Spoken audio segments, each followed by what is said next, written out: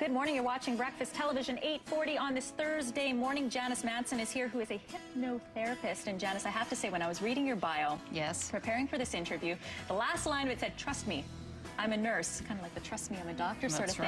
Right. Almost for some people would seem contradictory that you would be not skeptical of hypnotherapy, but you aren't. I'm not. And in fact, I'm not, because I have been a recipient of hypnosis, and I've also seen many people benefit from it.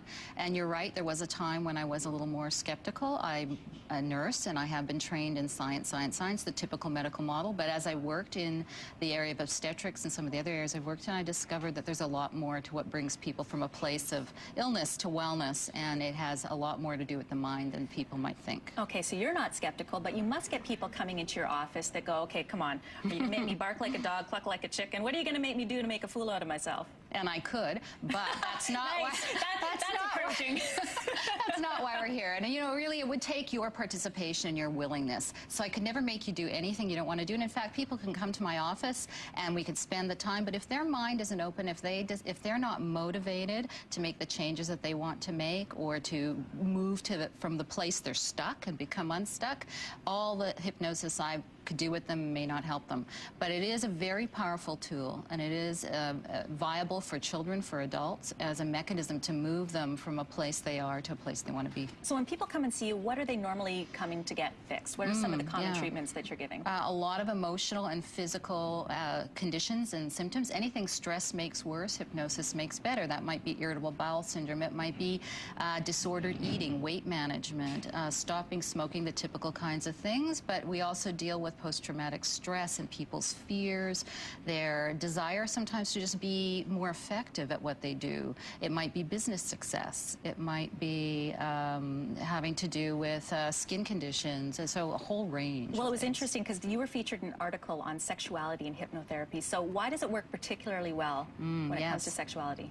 Well, because so much of what we do in the sexual realm is generated from the mind. Where the mind leads, the body follows, and that's so true. People think that the conscious part of the mind is the more powerful part. It's the subconscious, and there's so much in there that drives our behaviors, that drives our emotions, and the emotions are the language, or is the language of the subconscious, and so it's a very powerful place. Sexuality, there's a lot about body image, there's a lot about feelings and intimacy, emotion that's involved there, and so, you know, there are conditions and situations where the mind interferes with people's ability to achieve pleasure or to experience intimacy, and so hypnosis is very powerful for that. And so we know it only really works on people that are open to the idea. But what if I'm really open to the idea and I still can't get hypnotized? Is it because I'm trying too hard, possibly? Yeah, that's one of the reasons. I tell people the less hard you try, the better. Follow my instructions. It's very easy. It's very, very easy, and it can happen very fast. I can do an induction on you that in 8 seconds can have you into a deep place, but I don't do that process with most of my clients. I help ease them into it. We teach you. You learn. I teach you self-hypnosis methods so that you have tools that you can use when we're done, and that reinforces everything we do. So it's very learnable. It's a natural state, a natural phenomena. I like to say it's one of the few things that is fat-free, guilt-free, pain-free, safe, fast, easy, unlike many other approaches. So we should point out again, you're a hypnotist, you are a hypnotherapist, I should say. You're also a nurse and a mom as well. Tell us about being a mompreneur. Oh, a mompreneur.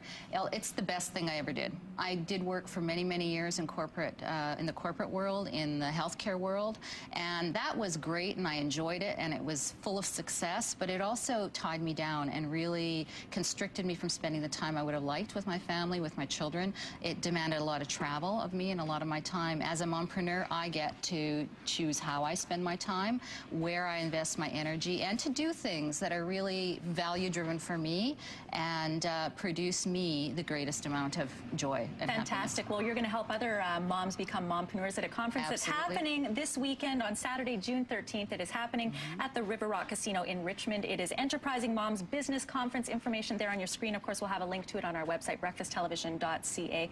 Maybe we'll talk. We got 8 seconds after the break. Excellent. Okay. Stay with us. You're watching BT. I'll meet you in the back room. All right. Thank you so much. Thank you.